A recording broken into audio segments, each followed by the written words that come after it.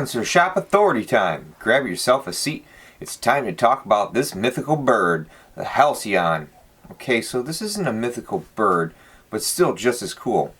Say hello to the AAC, or Advanced Armament Corporation, Halcyon. The Halcyon is a 22 caliber modular suppressor, somewhat similar in design to the AAC Tyrant 9M. You can separate the front half of the suppressor and install the end cap on the rear and have a shortened version of the suppressor. Interchangeable rear thread caps are available. At the time of writing, only the 1/2 inch by 28 direct thread is available, but AAC has stated other thread patterns and attachment adapters will come online shortly. I was hoping for the 10mm one for my 5.7. Constructed of titanium, baffles and rear tube, 17.4 stainless, I'm assuming the threaded insert, and 70-75 aluminum for the front body and end caps.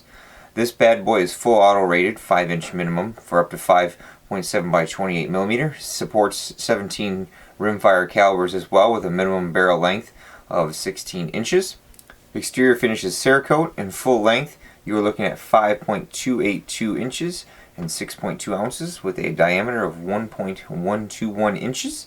In short mode, 3.465 inches and 4.6 ounces.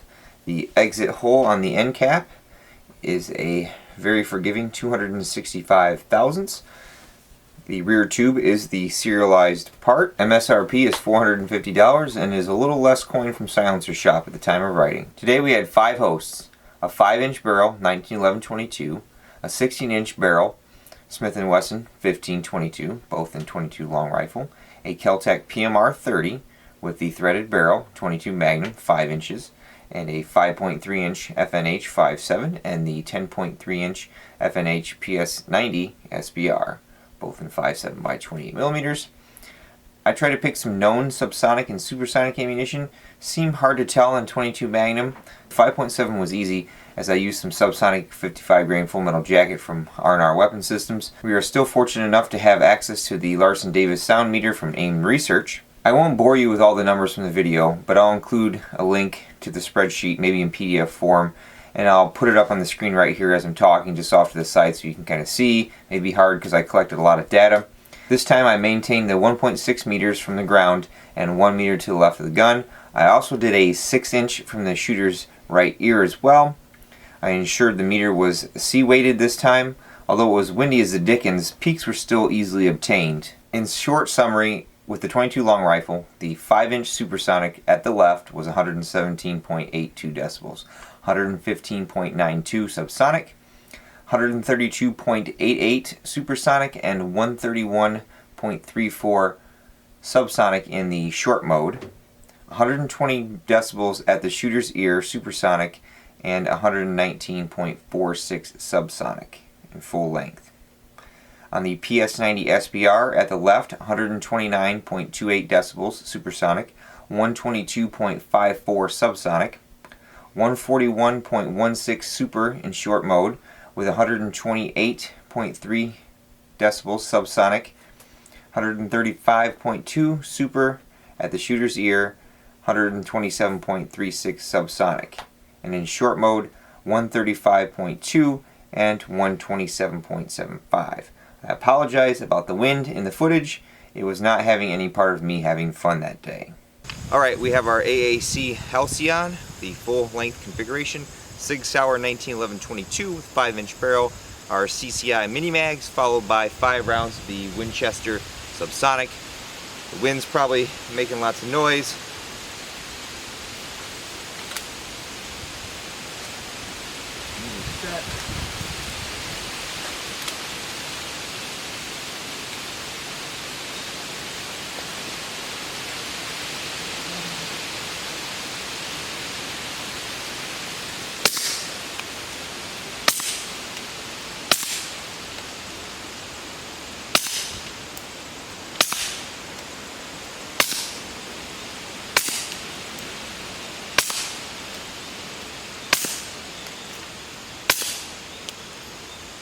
Alright, now we have our FNH 5.7 EFK 5.3-inch barrel.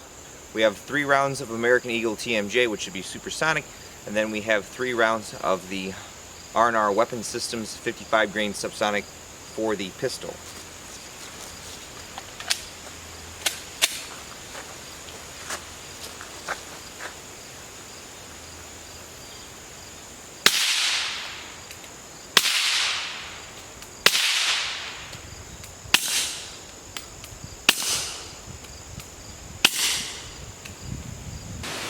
Okay, now we have a 16-inch Smith & Wesson M P 1522. Same supersonic, subsonic as the pistol test.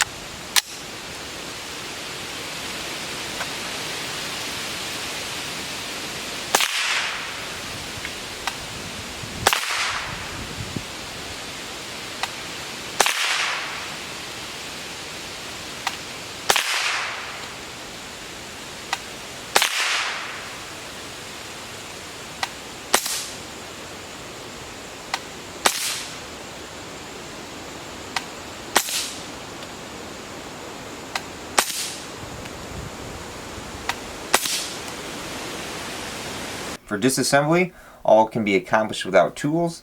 The can has various machined surfaces on it that help provide more positive grip.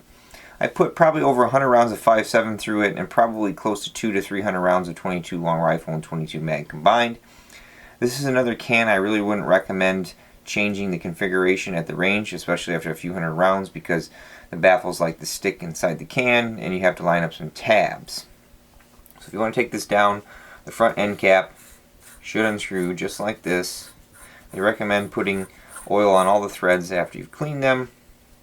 Here's the front baffle kind of sticking out there. Next you can disassemble the front tube here. The topmost baffle may come out sometimes with the front one. There you are, separated there. There's your K baffles.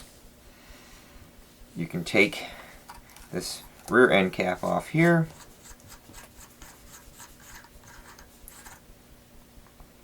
Here's a little spring washer. Here is the threaded adapter. It's keyed, maybe a little tough to get out after a few hundred rounds. Use a flat blade screwdriver to kind of pry up on it. Pull it out. There it is. There is an O-ring inside this rear machine surface that does require lubrication along with the threads. So there are your main components to the suppressor. If you want to take the baffles out to clean, you can push the front section out, maybe.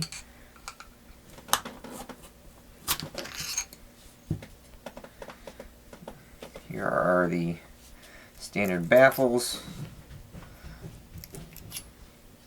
Here is the transition baffle. You'll note that this one is different from the blast baffle because there's not a hole on the bottom there. Here are the notches that I mentioned that help interlock each baffle into the next one. It's kind of probably hard to see, but there's just a little notch way down inside that baffle that this one would lock into. For the rear baffle stack, you should be able to push it out. If not, you may have to get a wood rod to help knock these out.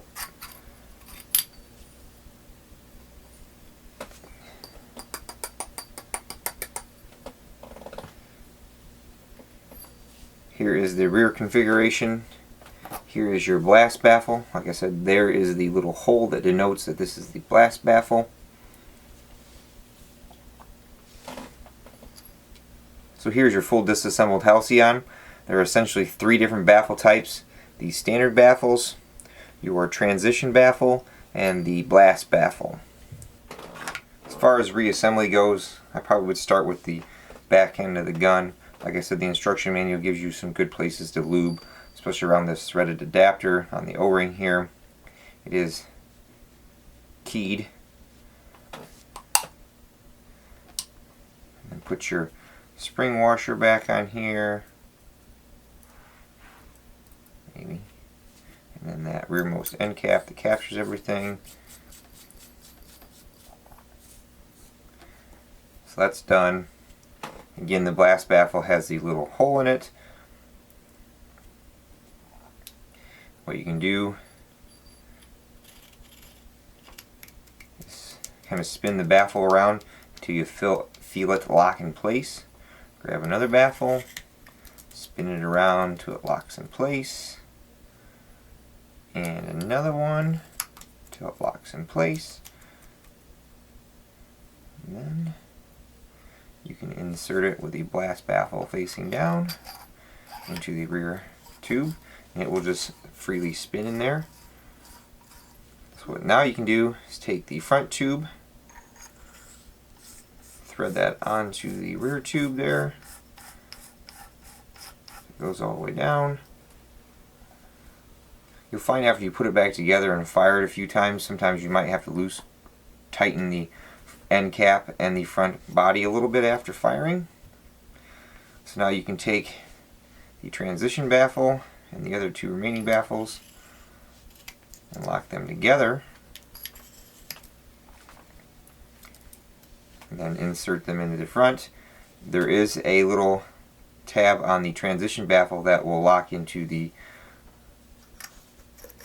one in the main housing, so you can just kind of slowly spin it until you feel it lock in place. You can put the front end cap on. Make sure you're tight, and there you are. Like I said, fire this a few times, check all the threaded connections. I found this one was getting loose the most. Positives about the Halcyon: modularity. It sports a full and short mode with the ability to change the threaded adapter as they become available. No more half-inch adapters needed.